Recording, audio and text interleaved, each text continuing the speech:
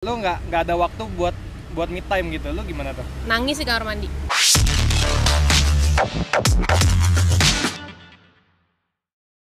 Oke, selamat sore teman-teman. Kembali lagi di obrolan pulang kantor bersama saya Josia. Halo semuanya, nama aku Esther Arabella. Aku kerja saat ini di Job Seeker Company sebagai recruitment consultant. Halo semuanya, nama aku Camelia Nanda, biasa dipanggil Nanda. Aku sebagai PR di Job Seeker Company. Ini teman-teman kan anaknya sibuk banget nih di kantor nih. Kayak Esther dari tadi nelpon mulu, hilang-hilangan, meeting, oke.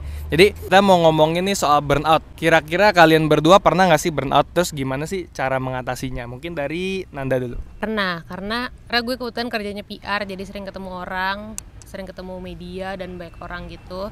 Jadi gue sering banget burnout kalau di weekend. Solusinya biasanya tidur atau mengurung diri. Tapi paling kalau nggak tidur nonton, udah itu aja. Dua itu. Iya. Pokoknya intinya me time gitu ya. Ya. Oke. Kalau misalkan lu lagi burnout nih, terus lu nggak ada waktu buat me time gitu, lu gimana tuh? Nangis di kamar mandi. Oke. Oke, siap. Kalau misalkan Esther gimana? Kalau aku sebenarnya mirip sih sama Nanda juga. Jadi karena kerjaannya ketemu sama interview kan, biasanya ketemu sama orang baru, harus ngobrol, terus lama, biasanya setengah jam paling cepat. Terus seharian bisa banyak. Jadinya biasanya kalau udah nyampe rumah, nyampe kosan tuh biasanya me time sih. Nonton, mengurung diri di kosan, atau enggak ketemu sama paling ya temen yang deket-deket aja gitu. Tapi bukan, kalau ketemu orang baru soalnya agak draining gitu sih kalau aku.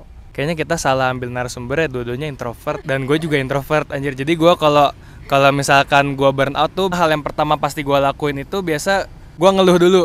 Gue marah-marah dulu tuh, kayak anjir apaan nih, kenapa kayak gini gitu. Nah itu hal yang pertama biasa gue lakuin. Tapi nggak apa-apa karena itu manusiawi nggak sih? Manusiawi. Asal ngeluhnya itu nggak berlebihan dan nggak ngejelek-jelekin perusahaan. Oke, biasanya kalau kalian tuh apa sih yang bikin kalian burnout di kantor? Kira-kira ada cerita nggak dari pengalaman kalian, mungkin di kantor ini atau mungkin di kantor yang sebelumnya? Mungkin burnout paling parah mungkin belum ngerasain di kantor sekarang kali ya, di kantor sebelumnya. Jadi kayak abis meeting, kayak seharian full meeting, terus kayak dimaki-maki, dikata-katain. Terus kayak keluar-keluar stres, itu kayak bukan burnout ya, itu stres ya. Dikata-katain gimana tuh? Katain kayak katain kayak gimana sih, gini gimana gitu. Terus kayak gitu diomelin. Karena balik lagi, tadi burnoutnya nggak ada waktu, masa tidur di kantor. Akhirnya kita solusinya nangis di kantor.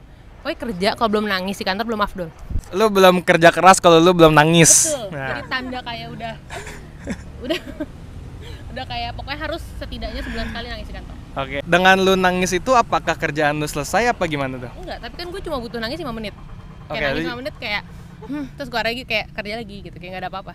Oh, berarti kayak dengan nangis itu tuh energi lu recharge lagi gitu. Enggak recharge sih gitu. Tapi kayak Terpaksa. tiba-tiba hilang aja gitu, kayak oh ya udah gitu, udah gue luapkan nangis. Oh, yang penting emosinya harus keluar dulu biar nggak numpuk. Betul. Habis itu udah bisa, emosinya bisa stabil lagi. Yes. Oke, kalau Esther gimana? Sama sih, sama lagi. Jadi biasanya tuh karena meeting seharian atau seharian lagi full banget dari pagi sampai sore interview, itu biasanya agak draining juga sih. Biasanya kalau di kantor recharge-nya ya pasang earphone, terus udah lanjutin fokusin kerjaan sampai beres, baru nanti biasanya after office nangis kalau emang lagi stres banget. Iya, kalau misalnya lagi di meeting itu lagi stres, nangis pas pulang. Nggak pernah nangis di kantor, nangisnya di kosan biasanya.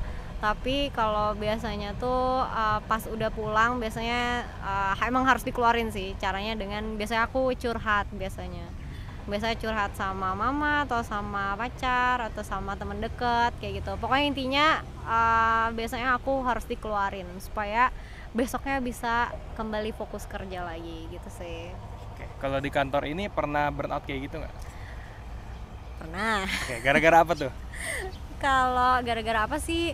Biasanya kalau lagi hiring needs-nya lagi banyak banget, lagi banyak klien yang dihandle. Terus kadang-kadang kan klien itu request-nya suka ada beberapa yang banyak mau lah gitu, banyak detail banget gitu requirements-nya. Jadi kita juga dikejar waktu buat nge-fulfill hiring needs-nya. Biasanya itu sih yang bikin burnout. Jadi benar-benar di-fullin semuanya, meeting sama interview gitu.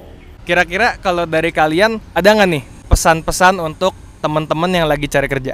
Tetap semangat karena nyari kerja itu susah ya. Dan jangan lupa pakai job seeker apps. Oke. Kalau untuk yang lagi cari kerja, mungkin boleh dicek lagi CV-nya sama profile LinkedIn-nya. Karena biasanya kita recruiter paling sering ngeceknya di situ.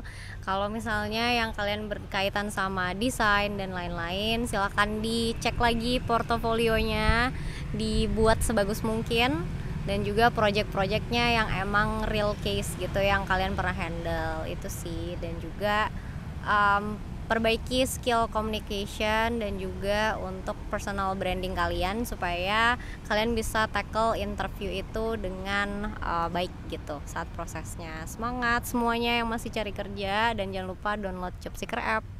Gue nambahin ya untuk yang bagian desain, jangan terlalu di desain banget, susah bacanya. Ini datang dari anak desain ya.